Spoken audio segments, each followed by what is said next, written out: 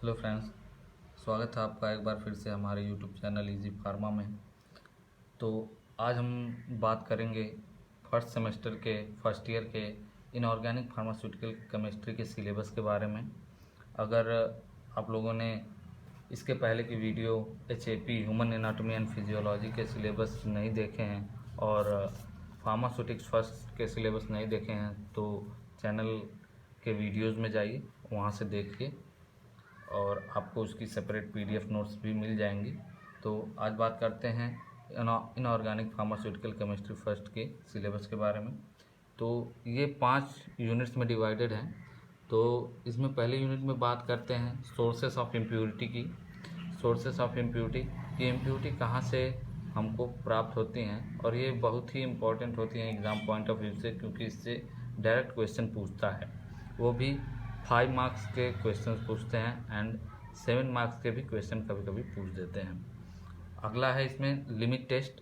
तो limit test हमको perform करना पड़ता है और इसको लर्न भी करना पड़ता है। इनमें से कोई एक जो है आ जाता है एग्ज़ाम में कि बताइए लिमिट टेस्ट किसी भी मेटल की या किसी भी इनमें से iron, arsenic, lead, heavy metal, chloride, sulphate का कैसे करते हैं।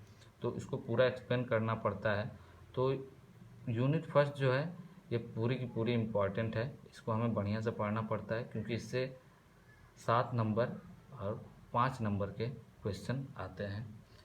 और इसी यूनिट में है फार्मास्यूटिकल एड्स एंड नेसेसिटी, जिसमें हमको लैब में यूज होने वाले ग्लासेस, कंटेनर्स को के बारे में पढ़ना पड़ता है कि जो इंडियन फार्माकोपिया है उसके उसके तहत जो रूल बनाया गया है कि कौन सी ग्लास यूज करनी चाहिए उसके बारे में पढ़ना चाहिए और उस ग्लास की क्या क्वालिटी होनी चाहिए वो पढ़ना होता है।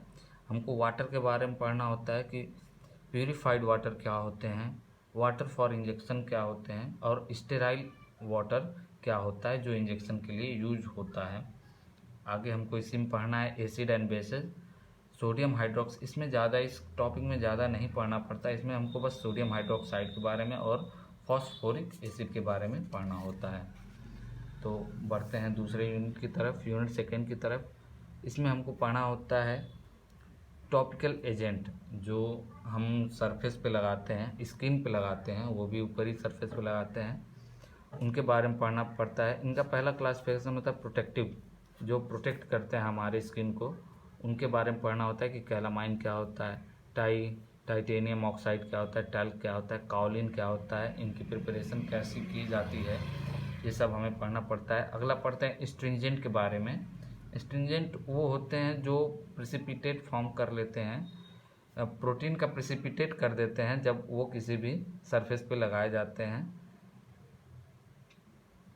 और इसमें हमको 2 एस्ट्रिंजेंट के बारे में पढ़ना पड़ता है जो है ZnSO4, zinc sulphate and alum, जिसको नॉर्मली फिटकरी भी कहते हैं।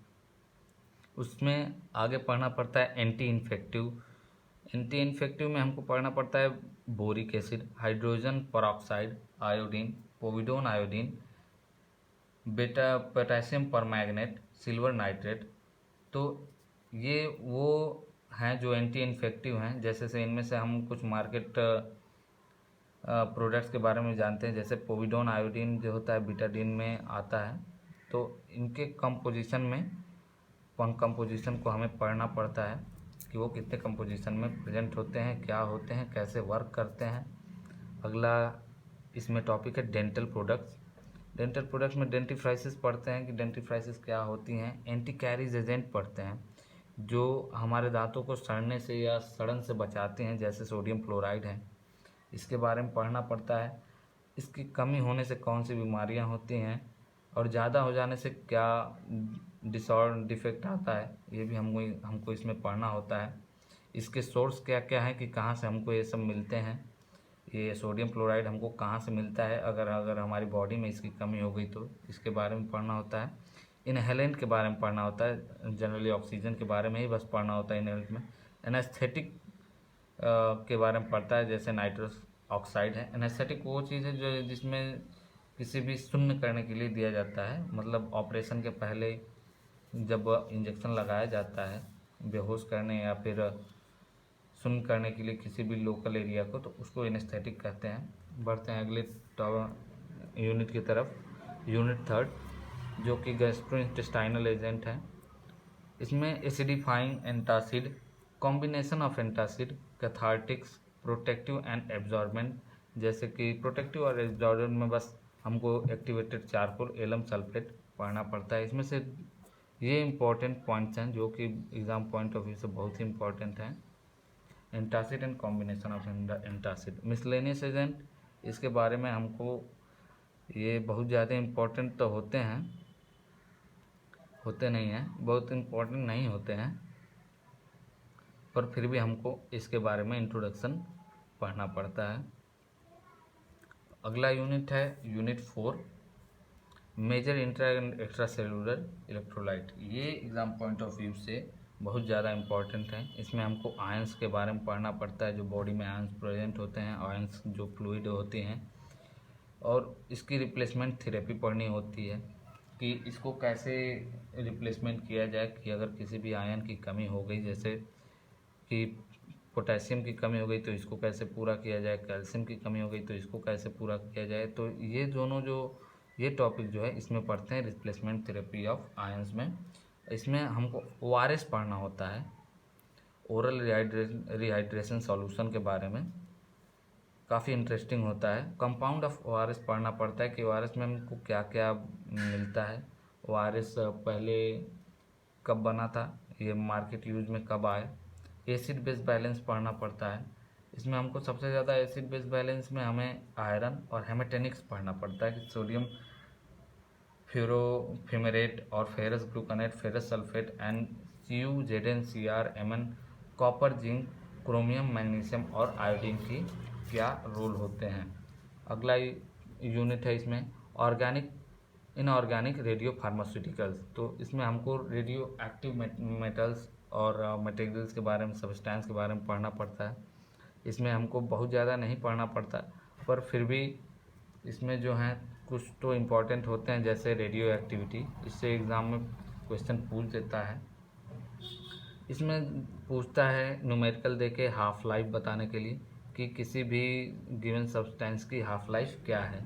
तो इसमें हमको पढ़ना पड़ता है रेडियो एक्टिविटी की यूनिट क्या होती है, मेजरमेंट ऑफ रेडियो एक्टिविटी, कैसे इसको मेजरमेंट करते हैं, अगर कोई रेडियो एक्टिव सब्सटेंस है तो उससे क्या हैजार्ड्स हो सकते हैं, अगर हमारी रेडियो एक्टिव सब्सटेंस कहीं भी पड़े हुए हैं, या फिर रेडियो एक्टिव सब्सटेंस को कैसे हैंडल करते हैं, कैसे स्टोर करते हैं, कैसे ग्लास में, कैसे कंटेनर में इसको स्टोर करते हैं, इसके बारे में होता है। एप्लीकेशन ऑफ रेडियो फार्मास्यूटिकल्स, जैसे रेडियो फार्मास्यूटिकल्स का यूज कहाँ पे करते हैं फार्मेसी में, इसको बताया जाता है।